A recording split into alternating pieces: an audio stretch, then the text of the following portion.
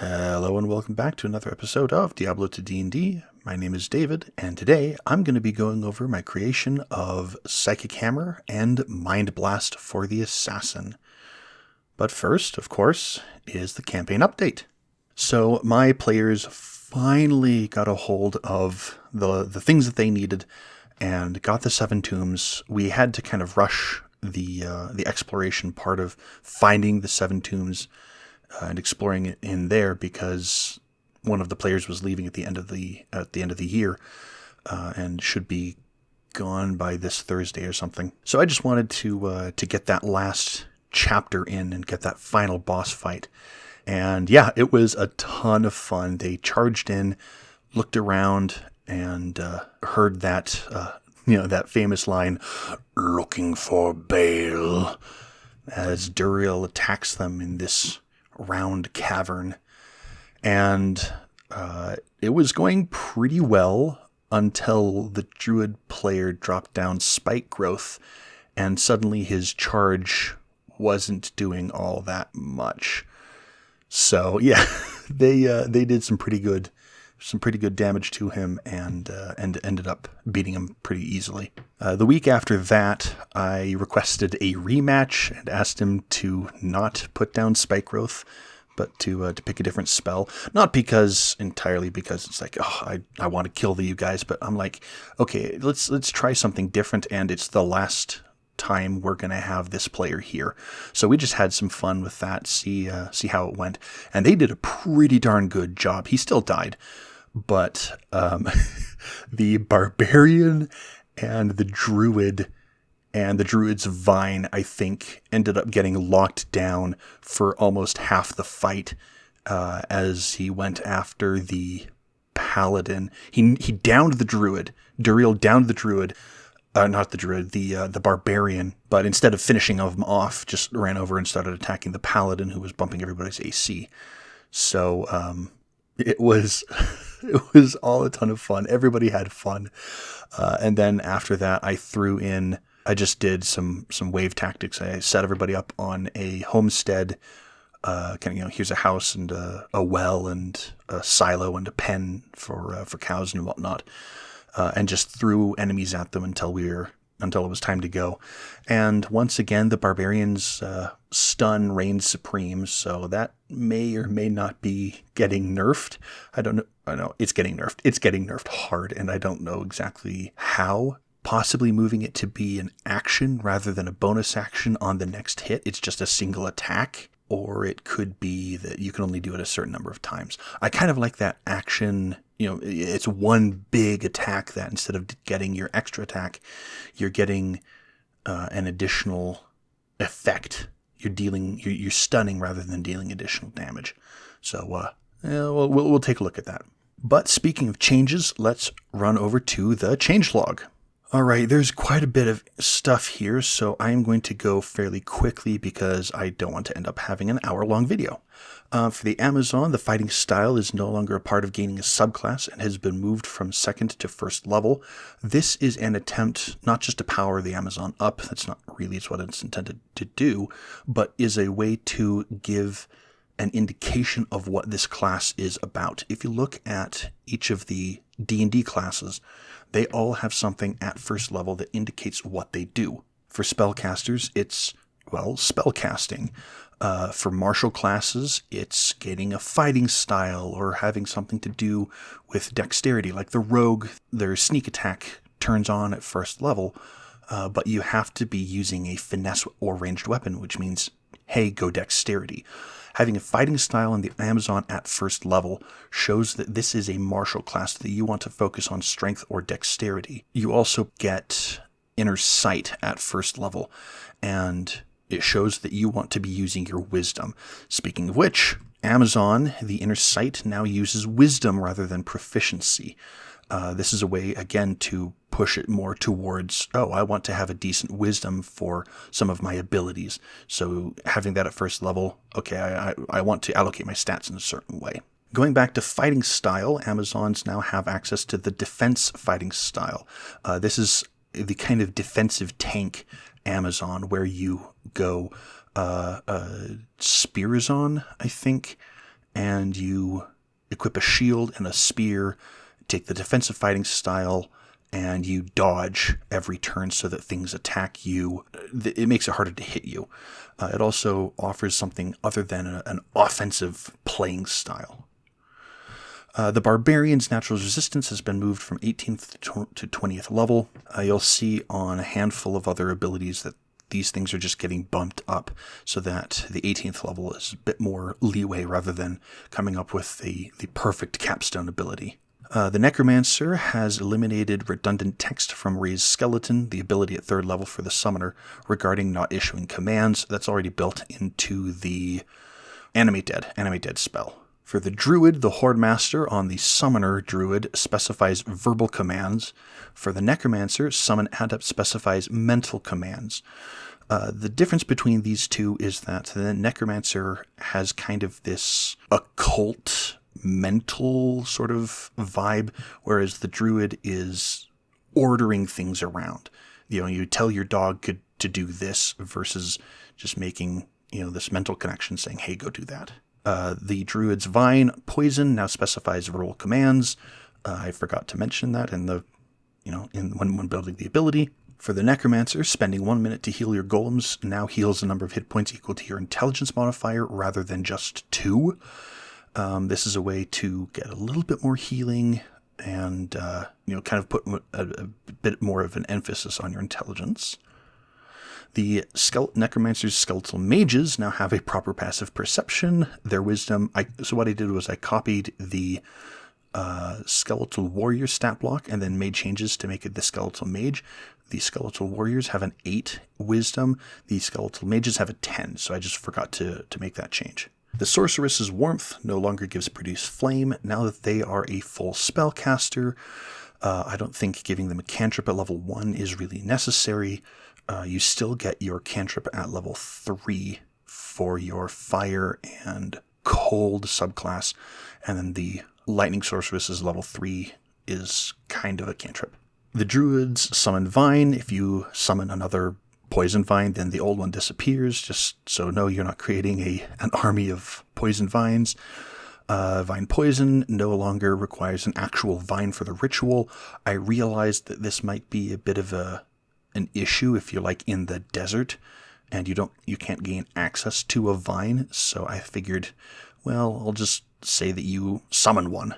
The Sorceress's Freezing Enchantment now reduces speed by a flat 15 feet rather than by half. This is just to cut down on the mental bandwidth, weakens it a little bit depending on if the creature has like a faster movement, but it also plays nicely, way more nicely with the Glacial Spike, I believe, which says that if you reduce the speed to 0, then it stuns them, restrains them, I can't remember, does some kind of negative effect, and it's cutting down on mental bandwidth. The Necromancer's Golem Mastery has been moved from 18th to 20th level. This is actually interesting. I sat down to look at the leveling, the subclass leveling for the Necromancer, and I found, I'm so proud of this, this was completely unintentional, but I found that there was a rather nice rhythm of going Curse Golem subclass ASI or Curse subclass Golem ASI or something like that all the way up the line, and except for the first 3 levels and the last 4 levels, which had some things moved around. So I bumped it from 18th to 20th level to kind of fit better into that pattern, but also because having something at subclass, not subclass, but having a class feature or a non-golem class feature at 18th level just felt better.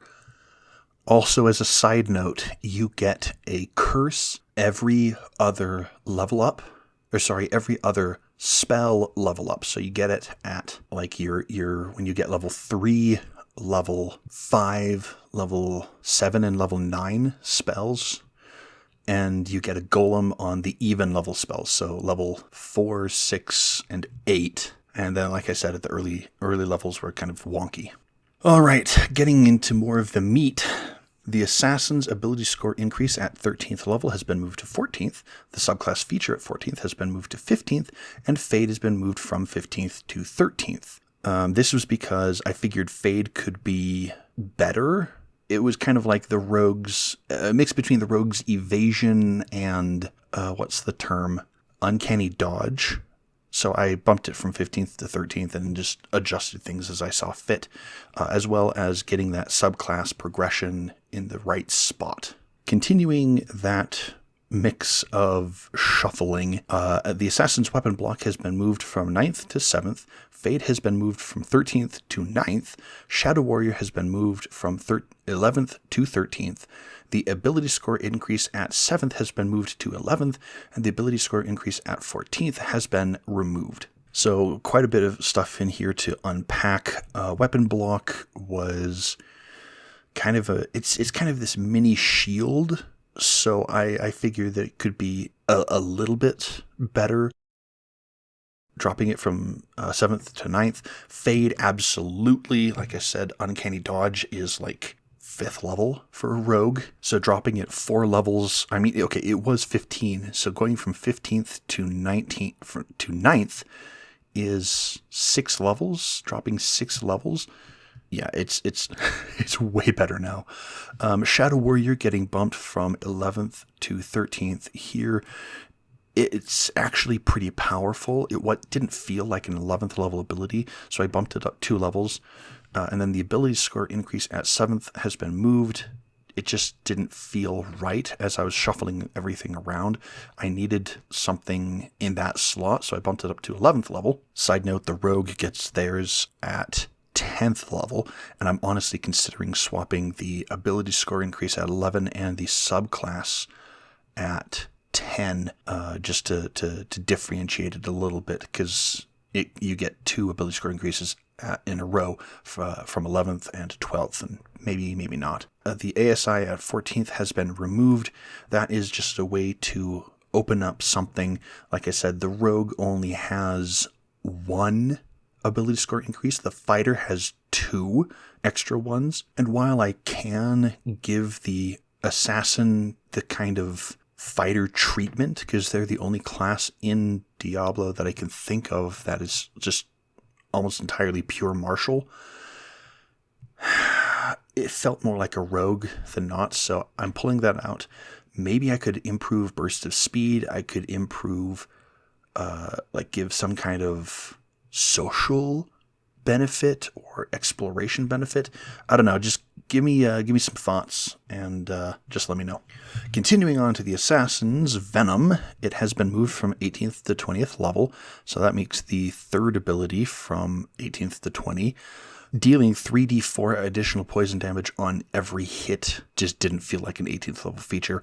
Bumping that up to a 20th level feature, just kind of as your capstone. And then the Assassin's Cloak of Shadows' greater invisibility has been moved from 14th to 15th level. This is so that it is now back in line with the subclass feature. You get it fairly late because Greater Invisibility is a 4th level spell, which for a full caster is 7th level. For a half caster, I think is 14th level. So bumping it up to 15th level to be in line with that subclass feature just makes sense to me. All right, so now that that's done, let's go on to the actual abilities. But first, I completely forgot about these. This is a new file called 2.4 Create or Fix, where I have listed all the things that I need to create, like the Amazon's 20th level feature here, the Assassin's almost entirely, the entire Traps subclass, the Barbarians, Battlecry, Battle Orders, and Battle Command, and as well as the things that I need to fix. There's a handful of things on the Amazon that I'm just kind of maybe not could tweak a little bit to fit better. You know, a handful of subclass progression questions. The Barbarians find potion just kind of feels weird as you're not really a wisdom class. You're more of a charisma class, but it goes off of your wisdom because it's a investigation check or survival check, which is wisdom, so meh. So all of these things are the things that I am looking at to fix. Prayer always, always for that one. So if you have ideas for anything on this list, drop me some information and give me your thoughts on what those suggestions could be. On top of that, in the 1.1 Diablo 2 class outline sheet, I have a level comparison right here. It's a new sheet. You can just ignore this section right here. This is me trying to figure out the distribution of what are important stats for the classes. It is completely unrelated to what this right here is, which is the main point. So what I did was I took the 2014 leveling stuff right here and cut off some of the information that was extraneous and then shrunk it down so I can actually see them a little bit closer together. These yellow bars are ability score increases. The X's are subclass features, and then this is just kind of the number of total levels, or the number of classes that have a subclass feature at that level. And then, of course, down here at the bottom, you have the names. It's just a way for me to say, oh, look, here the full casters all get subclass features at level 6, so maybe I should do that too. Here's the Necromancer and the Sorceress.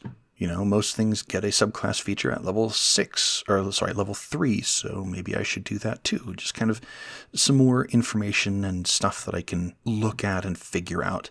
But this section right here is kind of why I built this thing. This information is pretty much the same thing as this information right here. The only difference is that this is a comparison thing. The reason why the certain things are in white, namely the Barbarian, the Druid, the Necromancer, and the Paladin, and the X's that are for most of these, is because the white means that they are basically locked in.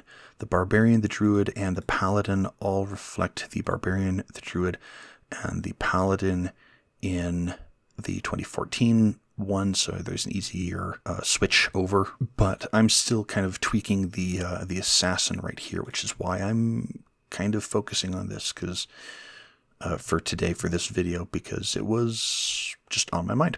All right, I think that's pretty much it. So let's get into the actual abilities. So here we are on Icy Veins. This is Psychic Hammer and Mind Blast, and first we have to understand what they actually do. The Assassin's Psychic Hammer and Mind Blast are part of their Shadow Discipline skill tree. They are on the Shadow Assassin's subclass features, level 3 and level 10 respectively. So the Psychic Hammer is just a knockback, and it deals a little bit of damage. I mean, a little bit of damage, like all maxed out, and it's dealing basically nothing. So there you have it. It's bad in terms of damage, but it is a way to kind of push things around. It's very, very much like the Sorceress's telekinesis ability, and I'll go over that one a little bit too, just kind of some of the inspiration. But just know that it's a kind of a knockback. The Mind Blast, on the other hand, is a very, very different ability. Using the power of your mind to stun a group of enemies and convert the feeble-minded.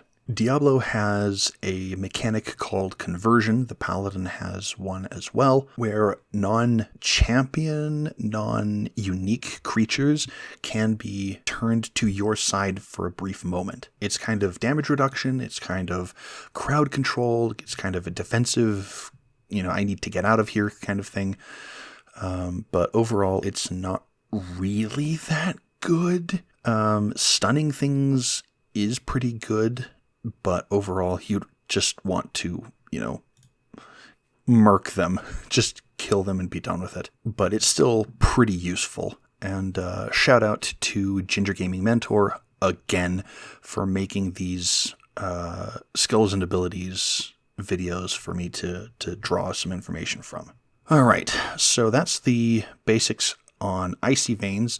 There is no assassin in the official Diablo crossover from the Diablo Re, so I'm going to jump into what I have created.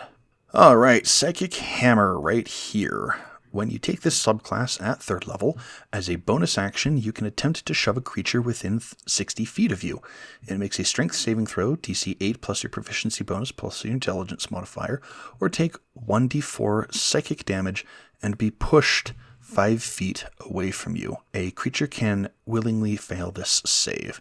So the idea is that this is a long distance push. This is very much like the telekinesis part of the sorceress with a handful of modifications. 1, it's a subclass feature, not a main class feature. 2, you don't learn Mage Hand. And 3, it's double the distance. So you're sacrificing some utility for distance. Where is it? Instead of taking lightning damage equal to your proficiency bonus, it is 1d4 psychic damage, and Psychic Hammer cannot touch objects. So telekinesis is way better. The only thing that Psychic Hammer is better at than telekinesis is that range, that 60 feet. This is just kind of to get something down. I know that subclass features tend to be stronger, but maybe I could push it more than 5 feet. Anyway, by and large, this is just telekinesis, a bad version of telekinesis. But it is also a modified version of the telekinetic feat from Tasha's Cauldron of Everything. The bonus action, telekinetically shove one creature within 30 feet of you, strength saving throw, DC, blah, blah, blah, move 5 feet toward you or away from you. This one can draw somebody to you or push them away. Psychic Hammer cannot do that, but a creature can willingly fail the save, as with the telekinesis and Psychic Hammer abilities. So, I don't know. Telekinesis can be used on objects in Diablo. Psychic Hammer cannot. So maybe up the damage a little bit? I don't know. I don't want it to interfere too terribly much with like an offhand attack, but maybe that might be worth it. All right, it's not terribly interesting, so I think I'm just going to move on to Mind Blast, which is much more interesting, as you can tell by the block of text right here. Alright, when you reach 10th level, you can reach into a creature's mind and change its emotional state. As an action, choose a creature within 30 feet of you to make a wisdom saving throw, DC 8 plus your proficiency bonus plus your intelligence modifier. On a fail, it is charmed by you and views you as an ally for 1 minute. On a success, it is immune to this ability for 1 hour. If you are attacking it, it has advantage on the saving throw. Alternatively, as an action, you can spend 2 uses of this ability to choose a creature within 30 feet of you to make a wisdom saving throw, DC 8 plus your proficiency bonus plus your intelligence modifier. On a fail, it is stunned for 1 minute. At the end of each of its turns, it can repeat the save, ending the condition on a success. You can use this ability twice per short rest. So there's quite a bit of stuff to unpack here. First off, this first section right here is basically just the conversion ability condensed into an action rather than 1 minute. It's a modified version of it, but it's also a little bit better in some cases. It's an action rather than 1 minute, but you can target anything, so that's better. And I mean, on a success, oh gosh, it's just better conversion. Okay, I think conversion needs to be buffed. Anyway, but yeah, this is a way for the assassin, the shadow assassin, to kind of be that infiltrator, I guess. When you've got Cloak of Shadows right here, you're able to sneak in, mind blast. You can charm some guards, or a better chance with a shopkeeper. I don't know. Take it as you will. But it's a way to get some some social interaction into a very combat-focused game. However, Mind Blast also stuns. In Diablo, it also stuns. So you can spend 2 uses of the ability instead of 1. This is the reason why is because I've seen the Barbarian stun ability. Having stun is really, really, really good. Now, I give it to you on a short rest, which is pretty good, so that you can use it fairly often. But only once, essentially once per combat, you're going to be able to stun. It does really feel bad if they succeed, but you can no action stun them for a minute. or sorry, past the initial action, they are stunned for 1 minute. They do get to continue the save, so it's kind of like a spell. But oh my gosh, just having this 1 minute stun is so good. Yeah, the only difference between the D&D version and the Diablo version is that the Diablo version is an area of effect. This is just the difference between an ARPG and a TTRPG. They throw just a ton of creatures at you in an ARPG because you can handle it, whereas in a TTRPG, stunning in an area is... Actually, if you choose a point within range, and each creature within 5 feet of that point, so you could potentially stun up to 5 or 4 creatures. I'll actually have to think about that. Anyway, so I put a note down here, potentially stun in an area, but also increasing the number of uses. So for example, if it was, say, 4 uses, you can use this ability 4 times in a short rest. That way you can stun twice in a combat.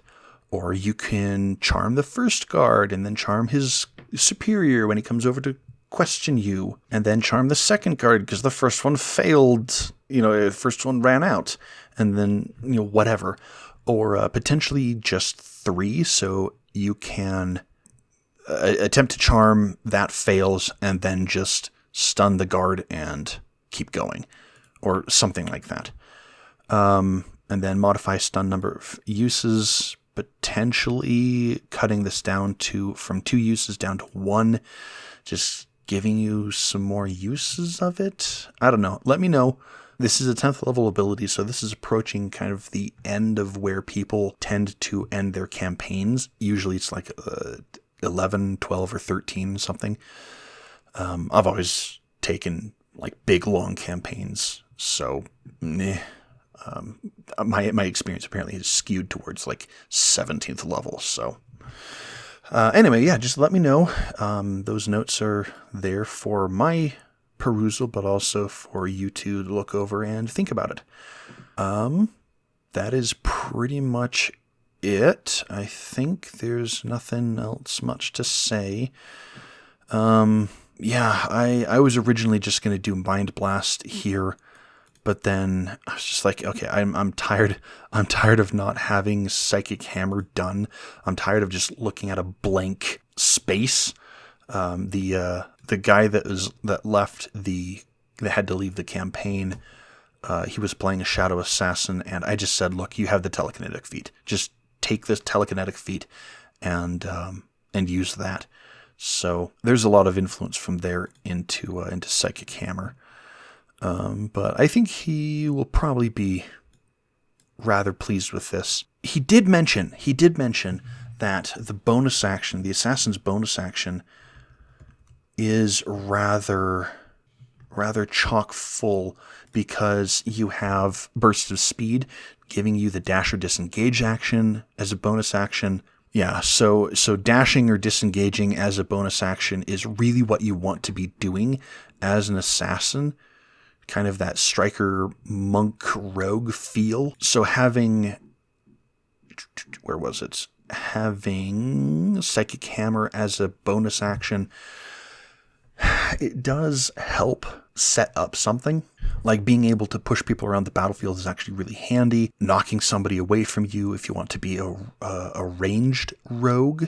Although why you would want to be a ranged rogue, because finesse mastery? ? But it gives you an option to play things a little differently, and I think that's a good thing.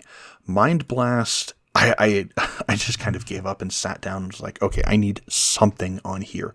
So I started with, you can reach into a creature's mind and change its emotional state. What does that do? Well, here's charming and here's stunning. So, they can happen at the same time, but they can happen separately. So, hang on a second. What if I made them essentially two different abilities? So that's why they're broken down into that first and second paragraphs. And that's one of the reasons why the stunning is 2 uses of the ability, or I should say, that's why you can use it twice per short rest, is because having two uses of the ability for that stun. All right, I think that's just going to be the end of it. Let me know what your thoughts on the matter are. You can contact me at XenosFan2, that is XENOZFAN2, on Twitter and Blue Sky and Reddit. And you can contact the channel directly at Diablo TODND on Twitter and Blue Sky and on YouTube. Thank you much for watching, and I will see you in the next one. Have a good whatever.